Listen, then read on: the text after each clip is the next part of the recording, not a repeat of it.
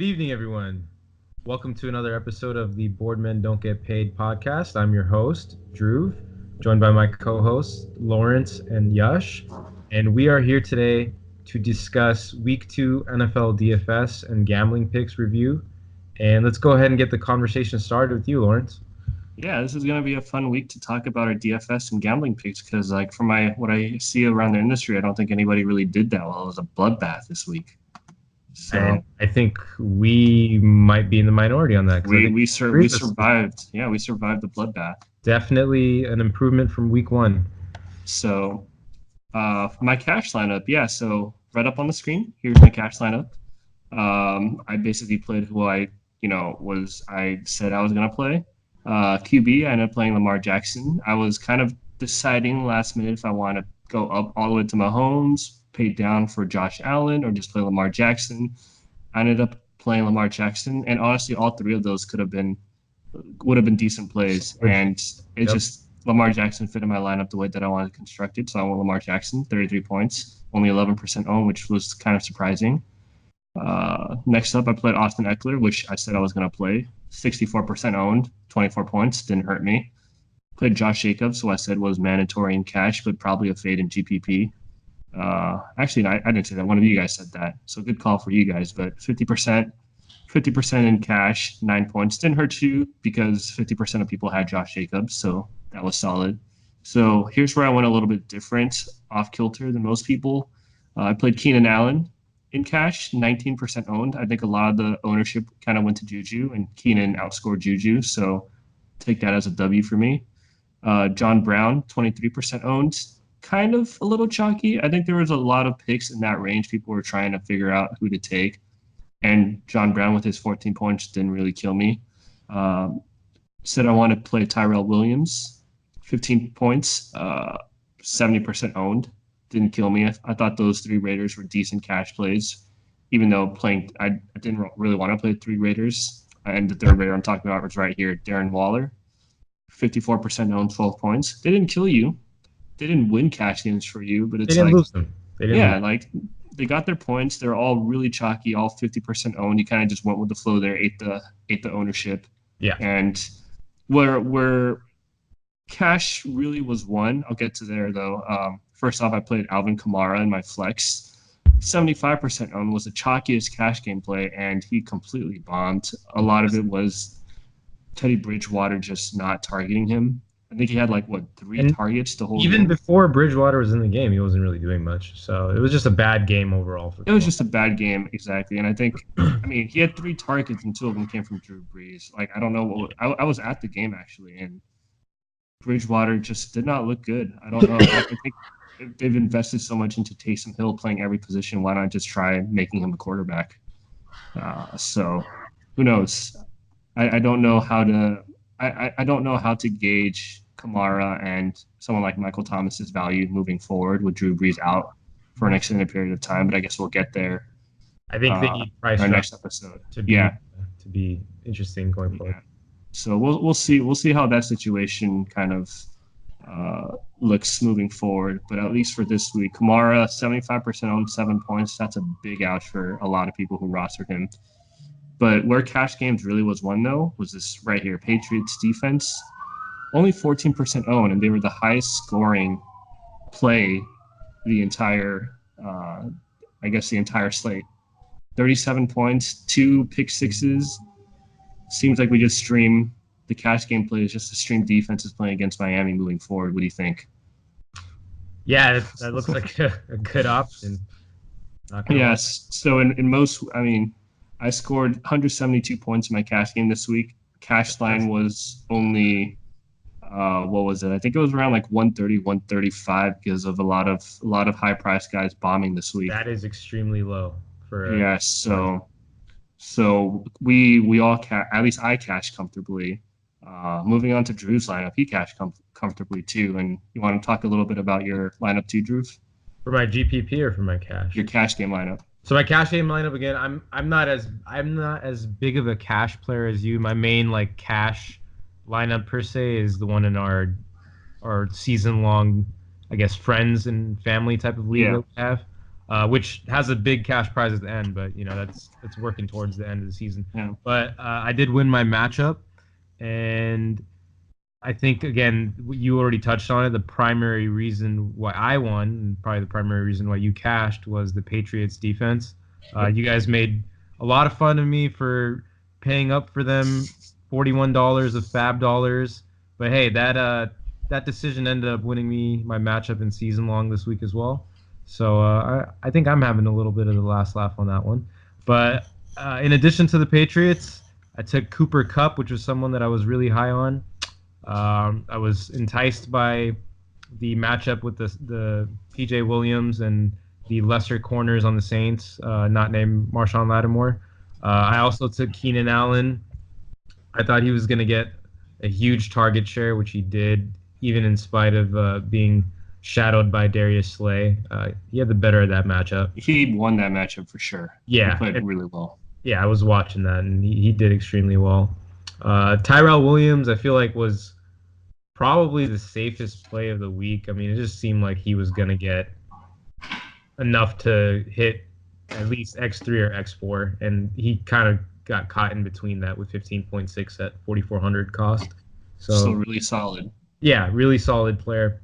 Darren Waller also kind of similar. I had him, and just a high floor for the price, right? I mean, you knew the Raiders were going to be down in this game.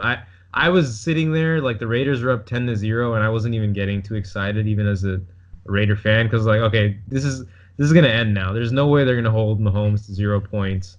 And sure enough, in the second quarter, he goes absurd, drops 4 touchdowns, 28 points, all like long bombs.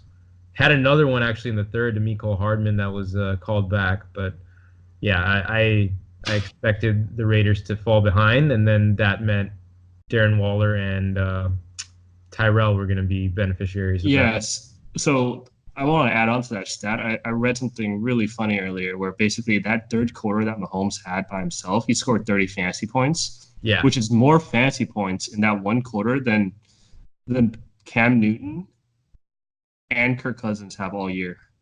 Wow. In that second quarter? In that second quarter. I think Cam only has like 22 fantasy points this whole year. Kirk Cousins isn't even there.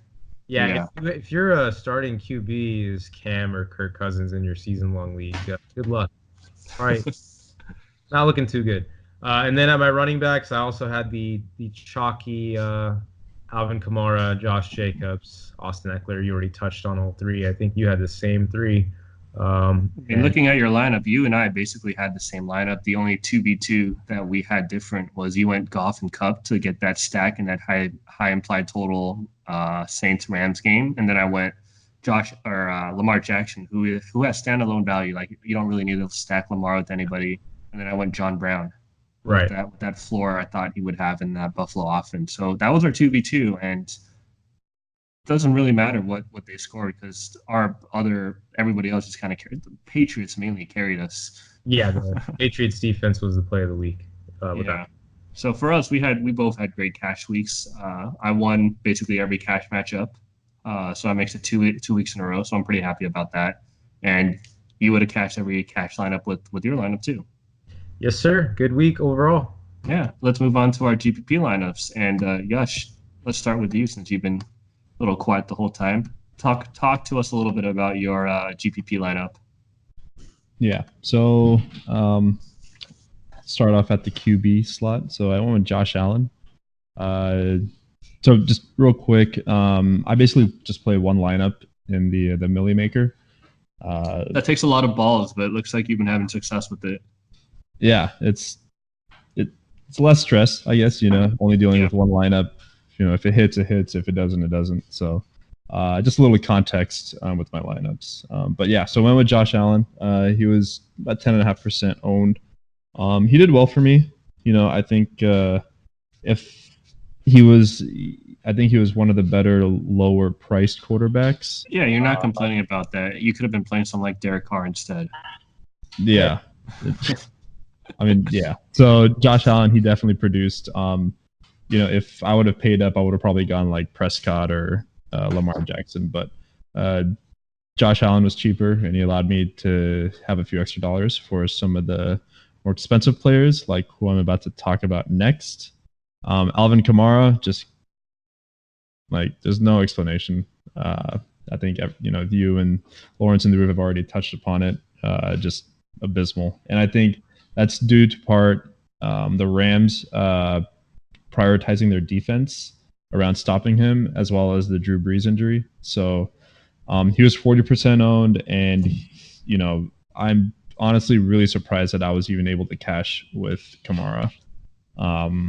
So yeah, 7 points, not ideal for an $8,000 player, my most expensive player on the roster. Next one is Derrick Henry. So he was my pivot off of Eckler. He performed, but I think drafting Eckler in this spot would have been a little bit better. Henry did. There was he should have had another touchdown, but the Titans ran a play action pass to their offensive tackle rather than letting him pound it in from the 1 yard line. So, hey, he has a great story though. I don't know if he's a cancer survivor. Scored a touchdown. Oh, that's the guy. Kessenberry? I saw Yeah, that. Okay. You know what? I'll give that. That's good. I'll give that a pass. You can hold L on that one. That's fine. Yeah. So you know what? Like that's good enough. I'll take that. So, but he had a good game. I guess a touchdown, 85 yards, and the most important thing is he's the main back. Like he had more targets in the passing game than Dion Lewis. Yeah. So the Titans are going to be heavily relying on him, and I think hopefully they start getting him involved in the passing game a little bit more, even just like the short dump offs, just rack up those receptions and get those PPR points. So the best thing is Derrick Henry is like never chalk, right? Like no one ever rosters Derrick. He's never going to be like a guy that everybody rosters because people are so scared of that Tennessee situation. Yeah, it's like so he's always going to be low owned, Right. And I'll take the risk. He's on my my league fantasy team, so I definitely have faith in him. Next up is Juju, my second most expensive player. I think he was $100 more expensive than Kelsey. I'm not sure, but anyways, he also completely bombed. And I think the first half he didn't have a single target, and I was getting really scared. Like I was like, "What's going on?" Like just like pass it to your fucking main receiver. Yeah. He picked it up a little bit in due part because of Big Ben sustained an injury to his elbow, and Mason Rudolph came in, and I think like one of the first few plays was he dropped like a 35 or 40 yarder to Juju. So that definitely helped. It was like they manufactured that flea flicker for him. Yeah. So, Juju also caught a touchdown that was basically he had like 1 foot out, 1 foot in too. So that kind of that hurt a little bit too. Got it. I wasn't able to catch a lot of that game, so I didn't know what the context was.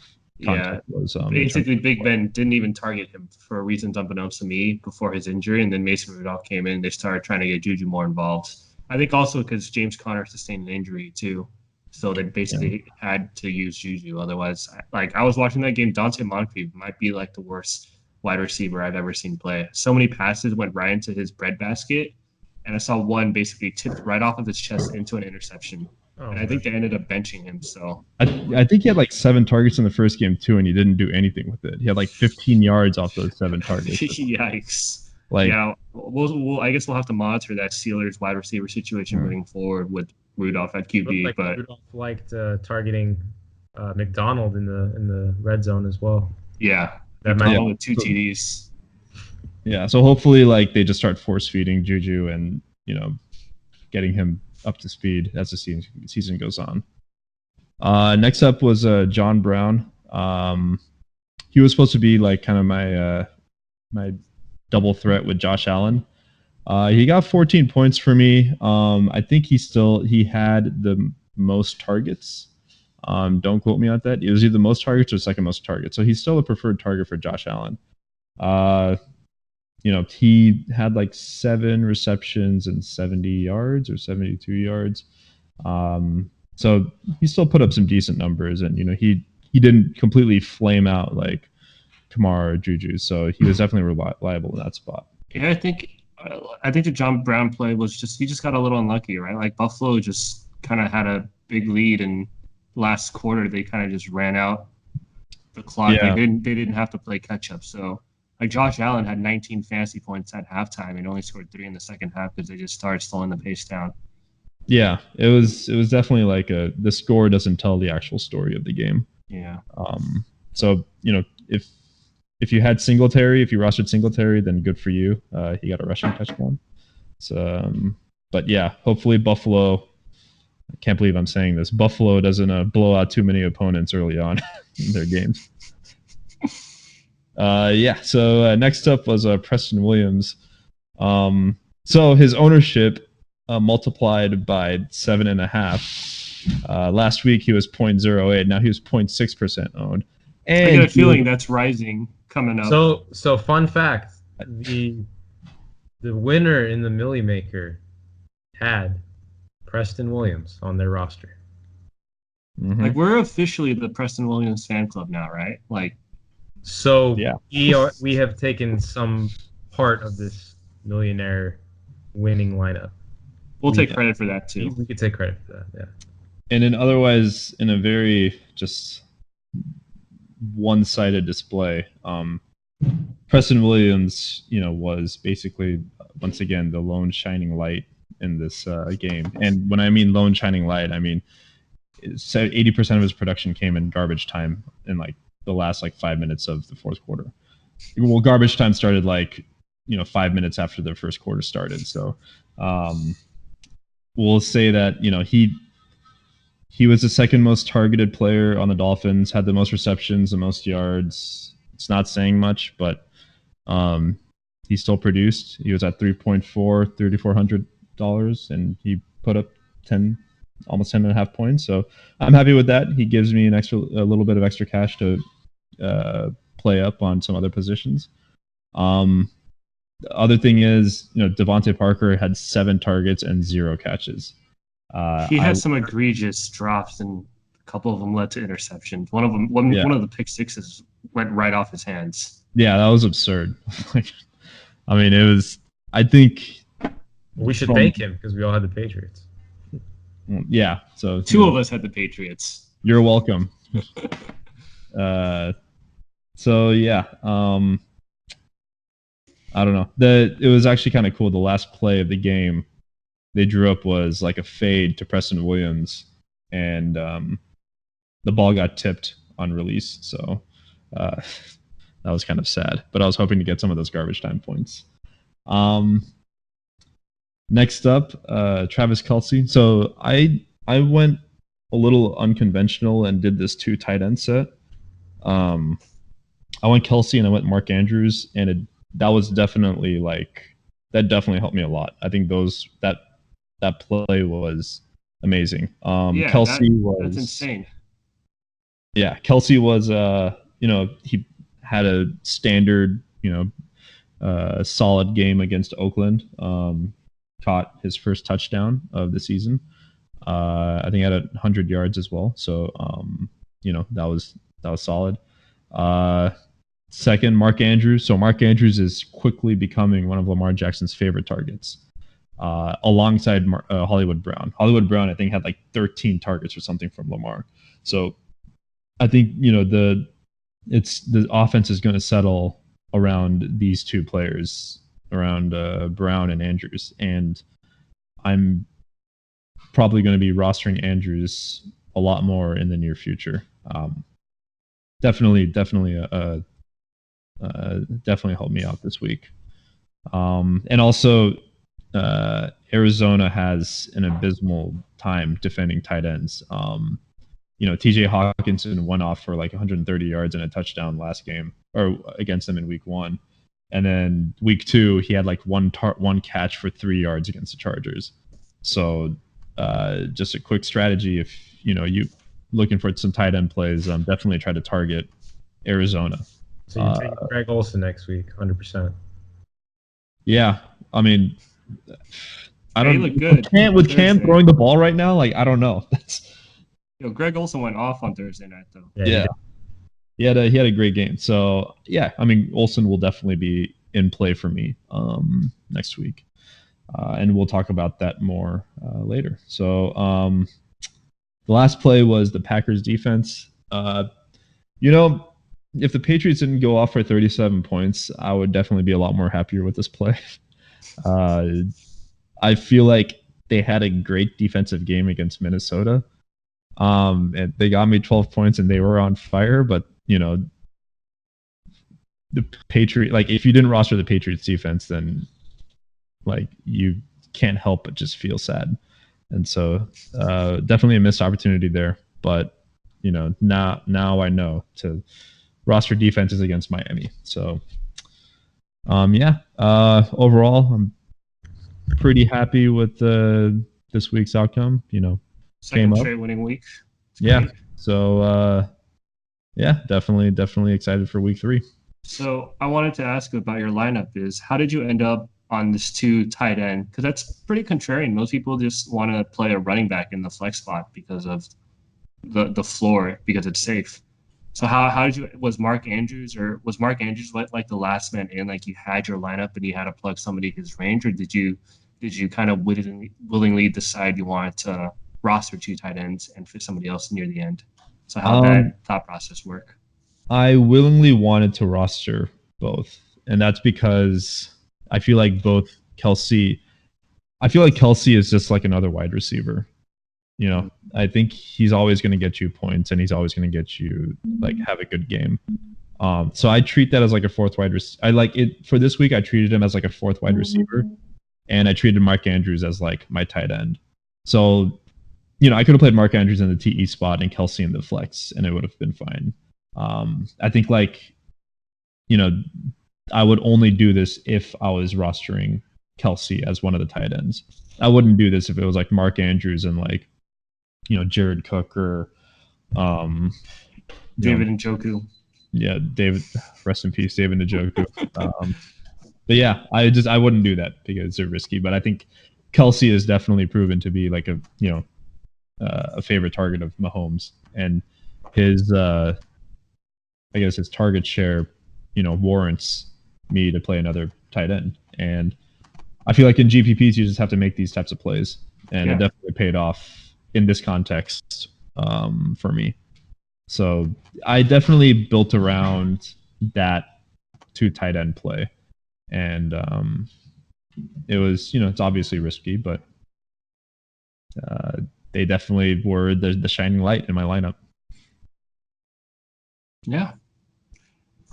So my GPP lineup scored 176.52 points. Managed to cash. This is my highest scoring GPP lineup of all of them. Managed to score 176.52 and managed to cash. And here's a little breakdown of why I decided to roster the guys that I did. Mm-hmm. For QB, I went with Josh Allen. 12% owned, 22 points. Not going to complain. I wanted to take people from that game, so I took Josh Allen, rostered him with John Brown as my QB wide receiver stack, which is the same thing that you did, Yash, in your GPP lineup. I thought those 2 guys were both pretty cheap considering how bad New York's defense is, and I thought they definitely had the chance to go off. I ran it back by rostering Saquon Barkley because I figured if Buffalo scores, maybe New York can keep up with them, and their best option to score was Saquon, and I figured I could get Saquon at a pretty depreciated ownership. So I got him at 15%. Scored 25.5 points, which is pretty much his floor that he's shown. So I'm not going to complain about the Saquon play. I played a little bit of chalk for my second running back spot, which was Austin Eckler. 39.5% owned, but he seemed pretty necessary if you wanted to play him. I think at his price, he's still not priced high enough for his production. He scored 24.3 points, and that could have been a lot more. He had a TD called back on one drive. He also tried to do a jump over the defensive line to try and get that touchdown, and instead caused the fumble. So that 24.3 could have been maybe 35 points if things kind of went his way. I think Austin Eckler is a good play. I'm probably going to keep playing him until his price keeps going up, which it probably will be. I know the prices were already released, and I didn't manage to check them yet. Did you guys catch Eckler's price by any It, chance? it has jumped a little bit. A little bit. Okay, Yeah. so we'll see. We'll see when we go over our preview next in a couple days. So I played Tyrell Williams too, and I played Tyrell because at 4,400 or whatever he was, like that seems just a very safe floor wide receiver. 36% owned, but I'm willing to eat that because I kind of went a little contrarian in other places. And where that one place is that I went contrarian was playing Larry Fitzgerald at 5% ownership, scoring 18.4 points. And for me, I think I was pretty high on both Fitzgerald and Kirk coming into the game. I figured they would be very contrarian plays because they were playing against Baltimore. But both their prices were extremely low, and I kind of had faith a little bit in that Kyler Murray offense or Cliff Kingsbury offense. They like spreading it out and they like getting the ball to Fitz and Kirk. And I mean, the first half of that Detroit game, in their first game of the season, they looked a little sluggish. But in that second half, that offense looked pretty good. And in this game, too, like that offense moved the ball down pretty well against the Baltimore defense. And I figured getting them at low ownership, especially because Fitz had such a big week last week and he followed it up with another big week this week at 5% ownership, I'm pretty happy with that play. And then here's where things got a little out of control. I played a little too much chalk here. I played Darren Waller, which was chalky, but I kind of wanted to run it back with that Oakland stack because they were so cheap. And I figured if I differentiated in other places, I could play chalkier players without much consequence because I'm just basically matching the field. Right. So I played Tyrell. I played Darren Waller. Even at 30% ownership, though, 12 points really isn't the worst thing in the world. Like I can live with that, especially at his 3.3 price. That's basically a 4x right there, almost like a 3.5x. He hit value. I mean, yeah. So I'm not going to complain. Where I kind of, I guess, went a little too chalky is I played Alvin Kamara, 44% ownership. Only scored 7 points. But I figured my whole lineup kind of differentiated because I was playing both Barkley and Kamara. Yeah. So, I mean, it kind of sucks that Kamara didn't have a game that he could. Like, this lineup could have been so much better. But, you know, sometimes it happens. Like, I think we've all kind of touched on Kamara's day already. And it was just kind of unlucky for all of us. And you just kind of move on. It was kind of unlucky for like 70% of people. So for sure. He was heavily owned in every format. Yep. And then lastly, I played the Patriots defense, which is pretty much like if you played the Patriots defense, you were cashing in most tournaments. So played them, got my 37 points, and got my cash. Very nice. Yeah. What about you, Drew? How was let's talk about your lineup a little bit. All right. So the lineup that I sent to you guys was my main GPP. I try to do usually a higher entry, single entry every week. And this one was a $27 single entry GPP. I ended up finishing almost in the top 50 and cashed out with 100, so net 73. I had a much better week this week than the first week. I had a profitable week, primarily because even in my small lineups and my other lineups, I was pretty much all in on the Patriots defense this week. As I alluded to earlier, you guys made fun of me for paying too much for them, but I was pretty much literally all in on them, and that was the key to my week overall. And then the other player that I was almost just as in on this week was Cooper Kupp, and he, pretty much knocked it out of the park for me as well. So I'm really happy with those two plays. I kind of had the same QB wide receiver stack that you guys had. So I had Josh Allen and John Brown.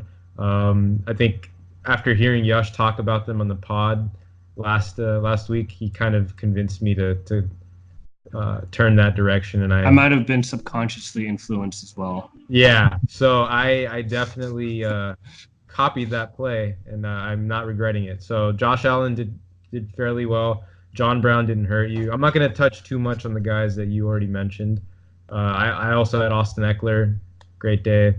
I had Travis Kelce, like Yash. I was watching that game. I was glued in, being the Raider fan that I am. I know that Travis Kelce kills us every single time, and he didn't disappoint fantasy-wise, but obviously he disappointed me as a Raider fan. And then I had Josh Jacobs in GPP. He left a little bit to be desired out there, but he was probably the only Raider that played well, to be completely honest. Like, he had a good day. He was 1 yard off of the 100-point DraftKings bonus, which gives you an extra 3 points. But he did not get as much involvement in the passing game.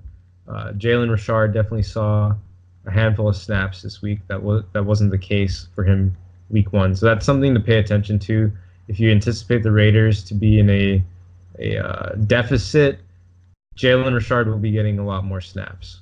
So maybe Josh Jacobs will be a fade in those situations. And then my last play, which was completely contrarian, I rostered David Johnson, and I did so kind of because of the same lines of thinking that you talked about with Fitzgerald and Christian Kirk. I thought that he was going to get a lot of dump offs. I thought he was going to get a lot of passing game involvement. He ended up getting a touchdown, but he also sustained an injury middle of the game, and I think he never fully recovered from that. So he only got me 8.4 points, which left a lot to be desired. I think I survived that because Alvin Kamara was so bad. But obviously, if I could have had Dalvin Cook, that would have been a much sure day. But that was just bad luck with David Johnson, That was just bad luck with David Johnson. I had a little bit of bad luck overall. I mean, like Josh Jacobs with his 100-yard bonus. Cooper Kupp got tackled at like the half-yard line. That should have been a touchdown. It looked like a touchdown to me, but yeah, it did to me too. And I was at the game at that goal line. Yeah, so those about 10 points, and then also Eckler, like you said, with his fumble at the So about 15 to 20 points were left on the table, and I think the winning lineup in this contest was slightly over 200. So I probably would have finished top 10 if those things fell my way. But it's still a really solid looking lineup. Thank you, sir. Yeah, I'm very happy with it. I'm going to add a couple comments aside from the GPP. This week was interesting because usually you see a little bit of like differentiation week to week, especially early in the season. But if you rostered like guys that went off week 1 in week 2, you might have shipped to GPP because Lamar Jackson played extremely well. Mark Andrews played extremely well. John Ross, Austin Eckler, Dalvin Cook. These guys are all people that killed it week 1, and they just continued to do the same thing week 2. And I don't think a lot of people, looked at it and like, oh, let me just roster these same guys again. But if somebody did that, they probably had a nice little payday. Yeah, so it's funny because in my cash lineup, I needed to go cheap at one wide receiver, and there were 4 guys that I was looking at. I was thinking either John Brown, DK Metcalf, Terry McLaurin, or did I say John Ross yet? Those 4 guys are the guys. You said John Brown. Yeah, so those 4 guys are the guys that I was looking at trying to fill that last wide receiver spot. Right. And it turns out it didn't really matter who I rostered because I would have cashed either one of those 4 anyway. Yeah, and they all had a good game. Terry McLaurin seems like somebody to monitor going forward for DFS because his price probably went up. Like the Redskins were definitely trying to make him a priority as their number 1 pass option, especially because they were coming back. They were coming back from being down in the game. It makes complete sense why they cut Josh Dotson. This guy is definitely their number 1 receiver. Yeah. So before we move on, I just want to, give ourselves a few pats on the back for some of our calls that we made. Literal pats on the back, because there we go. Because the Pats carried us on their backs. As much as we ridiculed you for spending 41 fab on the Patriots, and I still don't think that was the right decision. You could have spent 1 fab and gotten them. I had to secure the bag. We did tout to play the Patriots defense. You did, yeah. And so that definitely helped us. Another one, we had a consensus fade for the first time ever on this podcast on a guy named TJ Hockenson. I don't know what his final output was, but I'm pretty sure he busted. It was 1 catch and 3 yards, I think. Oh, it was 1 catch, 3 yards? Oh, he definitely busted. So, and he was pretty chalky this week too at only 3,000. Yeah. So that was a great call by all of us. 1 catch, 7 yards. So. Yeah. What are other bold calls that you guys made? I think that my favorite call for my own call this week was Cooper Kupp. I definitely seek that out because of you did because of the secondary of the Saints. that's not named Marshawn Lattimore. I thought he was going to draw a favorable matchup, and he's clearly Jared Goff's like favorite target. I mean, Jared Goff didn't look the same once Cooper Kupp got injured, and that's like his safety net, whenever he's in trouble. And don't forget, you call the Antonio Brown call too. If you played Antonio Brown instead of any of those other expensive wide receivers and like Nuke or something like that, you probably did pretty well. I had a a $1 lineup with him, and it ended up being kind of decent. But yeah, that's to be fair, like it was kind of a lucky call. Like he only played like 30% of the snaps. He didn't play when he was on. They targeted him.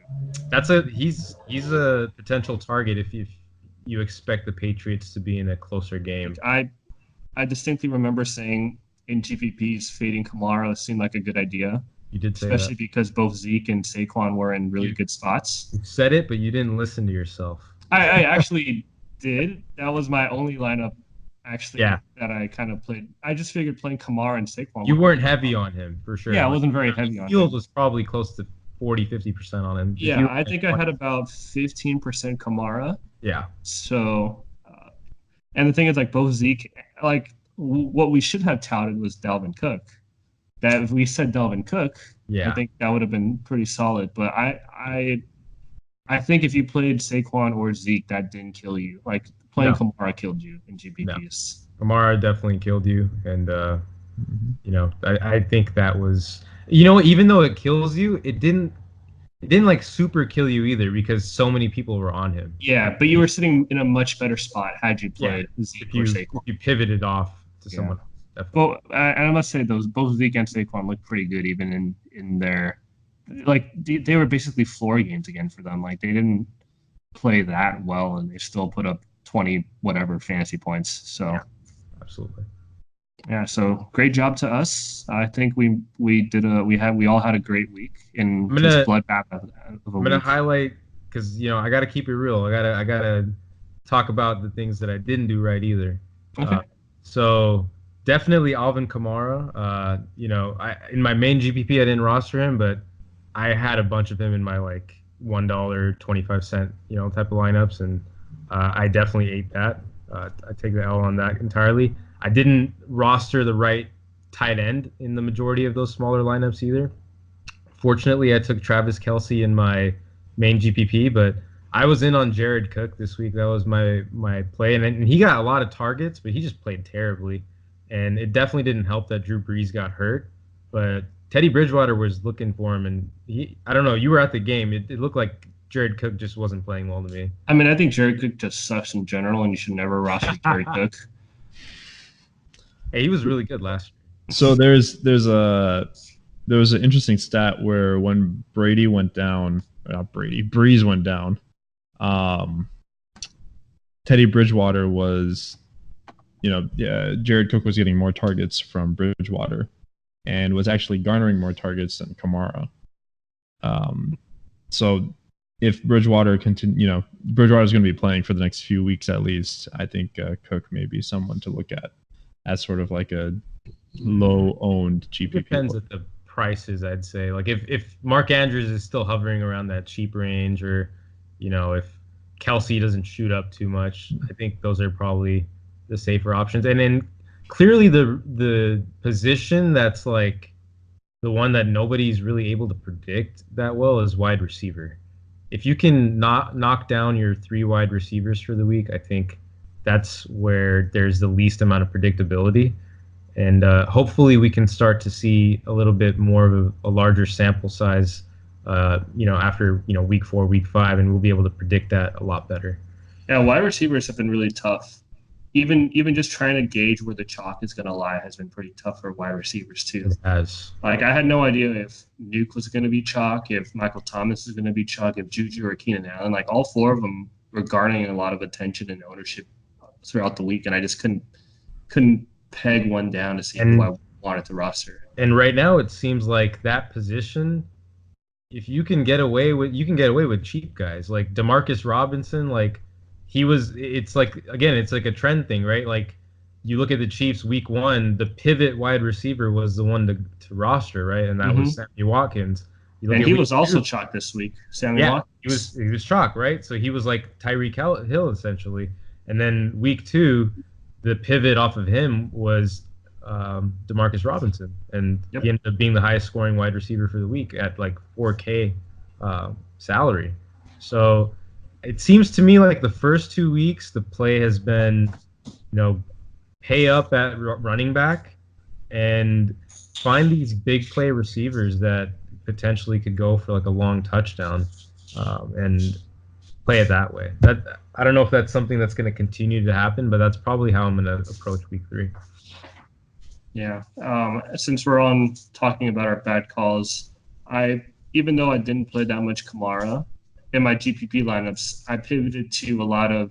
Well, I did pivot. I had Saquon as one of my most owned running backs, so that was fine. But I also played a lot of James Conner and Chris Carson because I thought that they were going to be, in a good matchup going like in that game, and I figured they were both going to be low owned and they were still pretty decent price. And unfortunately, that didn't really work out. Carson was the one that really killed me. Connor was, those fumbles hurt. Connor was okay. Like, he still scored 14. And he got hurt. He got hurt. It wasn't the worst thing in the world, but wish I just put Eckler everywhere. But that's hindsight's 2020, right? Yeah. And then I forgot to mention, we also touted Vance McDonald, right? That's one of my tight end pivots. That was a great call by you, by the way. That was great. I thought people were kind of a little ahead of themselves dropping Vance McDonald in season long. Like, it was just one game sample size and people are overreacting. Yeah. And it looked like he had a lot of rapport with Mason Rudolph. So hopefully maybe somebody I can kind of see or monitor going forward. That's good for our league where we are co-owners as well. Yep. You have anything to add, Yash? I mean, I liked my two tight end play. That was great. That was very great. Yeah, smart and contrarian. You did it, but it was fantastic. Yeah. That was definitely I was really happy about that. Also the fade on Hockenson. I think the tight end right there. Yeah. So the tight end decision making was solid. I enjoyed that. So yeah. Yeah. You want to cover our gambling picks now? Yeah, we'll move on. We in week 1 we went 2-1 for our gambling picks. This week we all managed to get in our picks, and we went 3-0 for a perfect record. I'm not gonna lie, I was scared after the first quarter with the Cowboys Redskins. I was like, oh man, this is totally a trap game. I am the fish right now for big. And I wanted to pick against you too. I felt like that was going to be a trap game as well. I know you did, but Dak kind of just went off after that. They're killing it with the play action. I think there was an absurd stat. He's like 25 or 27 or something like that on play action passes. Dude, Kellen Moore's a genius, man. That guy's got the Cowboys offense clicking. Yeah, Dak is really good. With Michael Gallup out too, keep an eye on Devin Smith, maybe some guy I might talk about on our next podcast. Yeah. Looking like a sleeper, definitely. Yeah. So, great. That one covered mostly comfortably come second half. Our next pick, Yash had the over on the Seahawks versus Steelers game. Yeah, that was after the first quarter, I was like, I'm going to go 0-2 this week. And with Big Ben going down. But I guess Big Ben going down sort of opened up for Rudolph. Yeah, they finally put a real quarterback in the game. So yeah, when I think the over/under was at like 47, right? Yeah, 46.5 I think is what we gave you. Yeah, 46. I got the half point, and they covered it comfortably, except for the first quarter. They got 54 combined points. I feel like it's. Both teams are historically known for their defense, but have been pretty average in the last year or two. And I feel like that's going to continue this year. So it's for whoa, Minka Fitzpatrick to the Steelers though. Yeah, I mean that doesn't change like that. They don't become like they're still going to give up points. Let's not like kid ourselves. If they're getting Jalen Ramsey, yeah, maybe, but Fitzpatrick we'll have to see. But yeah, I think just in general, like looking at these types of teams like try to do research on their current stats, on their current plays, their games, rather than looking at how they play historically. Yep. So yeah, first W on the board this week, or for this season. So ready to get this thing rolling. Yeah. And I took a stab at an afternoon game and was a nail biter to say the least. Yeah, I had the Broncos at 2.5. And since I was at the Rams game, I had no idea what was going on in that Broncos game. I couldn't get any reception at the Coliseum. I was just looking at the scoreboard and I see, oh, look, Denver's down by a touchdown with a minute left, so I'm probably going to lose. All of a sudden, I see 14-13. I'm like, okay, well, they're going to tie, but I had the plus 2.5, so even if they tie, the Bears can go and kick a field goal. And then I think I saw that they missed the PAT, so I was like, all right, awesome. Like, I'm just going to cover by a couple of points. Yeah. And then all of a sudden, I saw the score change to like 13 or what was it, 14-13? Then I'm like, what just happened? They went for 2 at home? That really confused me too. And then I saw the end score with only a minute left, and the score ended up being 16-14. That was a terrible call. There was that sequence where like they missed the extra point and they got the 2-point conversion. There it was like, I think first like Denver got a penalty, and then like they missed the extra point, but then Chicago got a penalty on that, and then they decided to go for 2 and became 14. I was in Chicago for a wedding, and like you could just see like the groans of it was like mood swings left and right. Like everyone was like fighting like, oh, what the is going on? Like season's over. This like the Bears, like, you know. I was hoping all for of a that. sudden, like, you know, Trubisky comes in with this great play at the end. He gets it to Allen Robinson, and then Pinero, you know, punches it in 50 That was nails. yards. Bears don't have a kicker, huh?